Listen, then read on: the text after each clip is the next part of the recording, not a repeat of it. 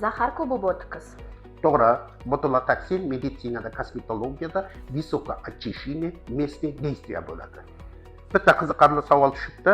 Ko'zim xira, holsizman. Qo'l oyoqlarim o'zimga bo'ysunmayapti. Xuddi narkozdan endi turgan odamdayman. Kosmetologimga bordim. Toksikolog infeksionist ko'rdi. Foyda deyarli yo'q. Endi mening taqdirim nima bo'ladi? Disport olganman. Men faqat shu ko'z atrofi peshonaga olganman. Buni albatta bu anchayin qiyin masala, buni ko'rishimiz kerak bo'ladi. Katta ehtimol bilan siz tozalanmagan botoks olgansiz, poddelka bo'lgan.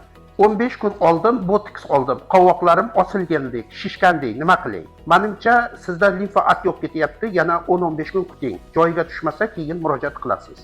Botoks qilgandingiz, 6 oy o'rtacha turadi degandingiz.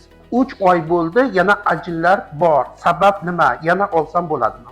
Albatta, menga kelgan bo'lsangiz, botoksingizni olsangiz bo'ladi qaytadan. Men agar 6 oy turadi deganim, bu 6 oy to'liq tekis turadi degan narsa emas. Botoks 25 kun, 1 oy ichida pik nuqtaga chiqib oladi. Qanaqadir oylar davomida 3 oy, 4 oy, 2 oy, 5 oy davomida tekis turib, keyin pastlikka tushib boshlaydi. Bu degani 6 oygacha yetib boradi. Qayta qilmaslik degani emas. Qayta olsangiz bo'ladi. Men kosmetologman, Qo'qondan 10 yillik tajribam bor. Sizga malaka oshirishga bormoqchiman.